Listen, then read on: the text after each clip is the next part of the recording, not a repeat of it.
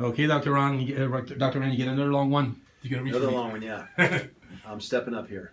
Hello, Doc. I'm 25 years of age. I used steroids straight for 18 months. I stayed on 500 milligrams of test and anthate every week and cycled on and off of other compounds every 10 weeks with Trenbolone and anthate, 400 milligrams per ml, and EQ at 500 milligrams per ml, taking 4 to 6 week breaks between switching compounds. I used anadrol twice in the 18 months for 4 weeks at 100 milligrams every day.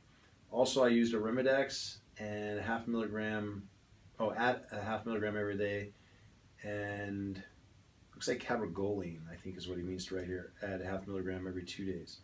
The last 2 months, I decided to do a bodybuilding show and added in Winstrol for 6 weeks at 80 milligrams, and then and 100 milligrams of clenbuterol with testosterone and Trenbolone to finish up the cycle day of my competition.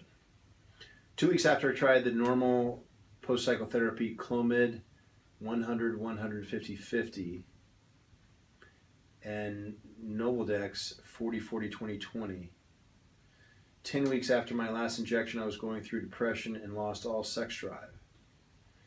Went to get bloods, and testosterone was 51 nanograms per deciliter, so my family doc put me on 200 milligrams of Test-Sip per week and sent me to an endocrinologist who I am still working with.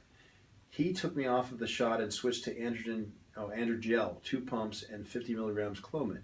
He said this would allow me to feel good while the Clomid kickstarts my hypothalamic pituitary adrenal axis into producing FSH and LH. Then when my numbers increase to the amount he wants, we would drop the Androgel and I could then start to produce naturally again. It has been 2 months and my FSH and LH levels have not moved.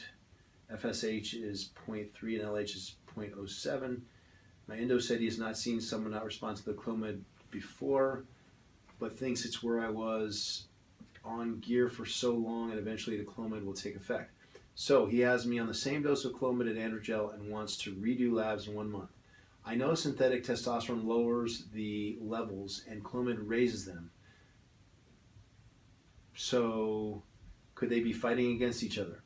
I'm in the process of getting a second opinion from another endo.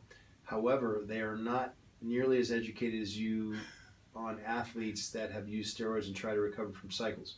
My doc deals mostly with older people who need TRT, not someone trying to restart natural production. So I'd greatly appreciate your input on what you suggest for me. I'm a newlywed and we have been trying to conceive for 7 months now, and I'm beginning to lose hope into getting my production back up to where I can get the job done. Thank you for any input you might have for me in advance. All right, so a few things pop straight out here. At 25 years old, in theory, the hypothalamic pituitary adrenal axis has not been thoroughly formed, or we used to call it hardwired. Now it's more of a soft-wired thing we believe is going on.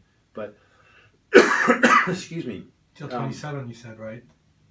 Pardon? Usually until 27, you're not. Like 26. I mean, but that's just a number. Right. Some people might, be hardwired, before that, maybe some afterwards, but for the most part, that's where they call it.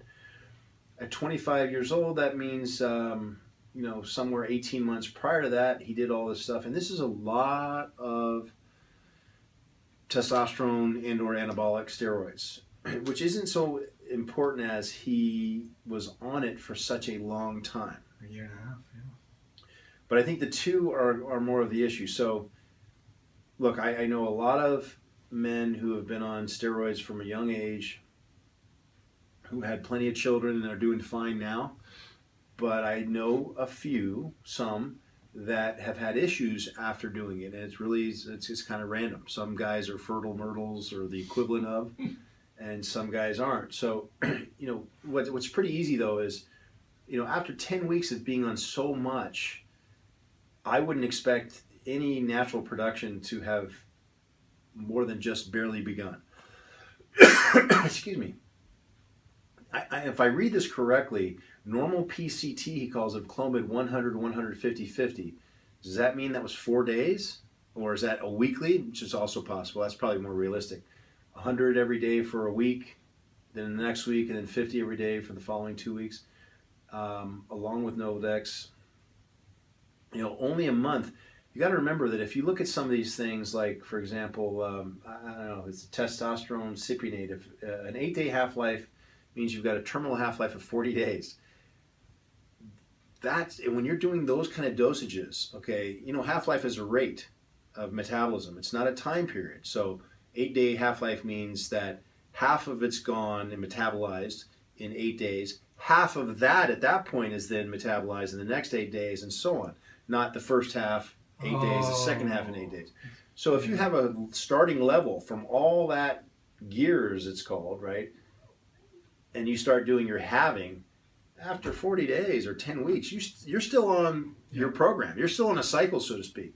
So I wouldn't expect a whole lot at 10 weeks. Clomid is not my favorite, but it tends to work, especially for fertility. I would submit to you that fertility medicine is pretty much still in its witch doctoring phase. We don't have a whole lot of, with the exception of, actually putting egg and sperm together, in vitro fertilization stuff, we got some pretty good technology. But in terms of coaxing the body back, excuse me, we don't have a surefire way of getting people back on track.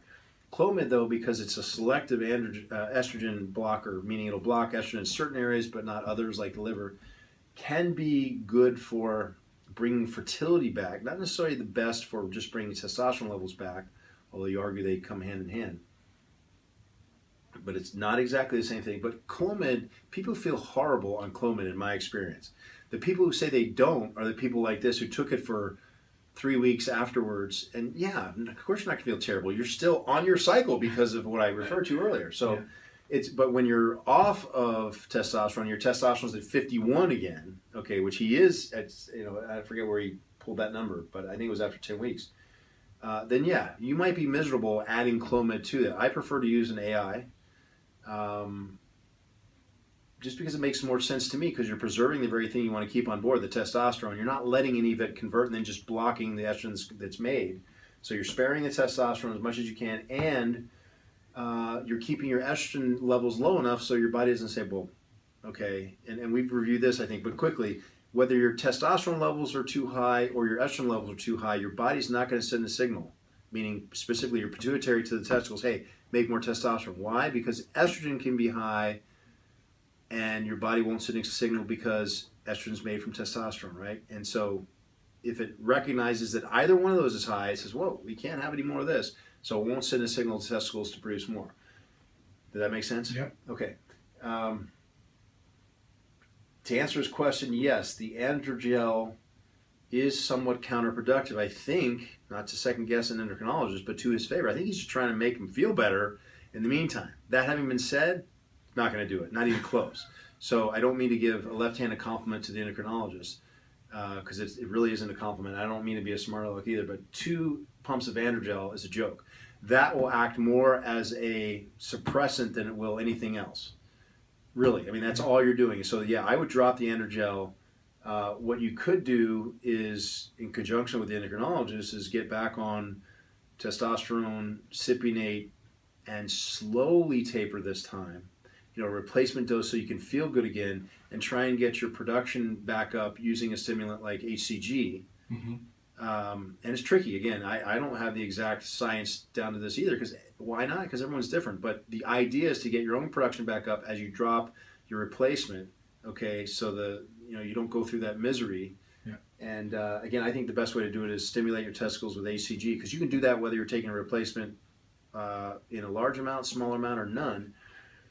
And again, use the AI, anastrozole, to keep the estrogen in check, so that when you finally drop all sorts of help, if you will, and HCG is not working all the time necessarily, your body will be able to start producing when called upon, when it realizes, hey, we've got a 51 nanogram per deciliter testosterone and we need to get more. Okay, it won't block that functionality. So timing, you're expecting way too much, way too soon. The fact that you did all this stuff when you're young, be on the lookout for some prolonged effects from, perhaps just be on the lookout. Don't punt or think, okay, nothing's working, because maybe that some rewiring has to occur because he did this at such a young age, and definitely give it more time, and maybe consider not maybe I would definitely punt the androgel and consider something else if you're that depressed. And by the way, we know that testosterone is a natural antidepressant, so it's no wonder you're not feeling good. Yeah. As far as fertility, as I said earlier, typically along with the testosterone production, the fertility will be returned. Why? Because the Sertoli cell isn't affected directly, although it hasn't been working that much lately. But we're not replacing sperm. Okay, what we've been replacing is something that the Leydig cells make, testosterone. The rub here is that for the Sertoli cells to work, they need some testosterone, but it has to be localized. So once we get the Leydig cells up and running again and get that local production of testosterone going, the Sertoli cells should pick up their function right away and fertility will be restored. But we got to get the one before the other, and of course, you want both. So I don't think you have to do anything extra, although there is a FSH analog that we can use. It's really expensive to use. And again, rarely do I ever see its need. I would wait it out and just see if you can get, again, my recommendation would be to consider talking to your endocrinologist and saying, hey, how about we use HCG and an anastrozole to get the Leydig cells functioning again? I think just give it some more time, it'll come back. The fact that you're young is huge. Okay, if you're doing it at my age or 60 years old, I have friends who have done it, and it took them 9 months or more to get fertile again. But 25 years old, you're, if you believe in evolution, you're here to reproduce, man. So your body's cheering you on, saying, hey, let's get these things functioning again. So just wait it out, and it should get better. I think I answered everything, right? Yeah.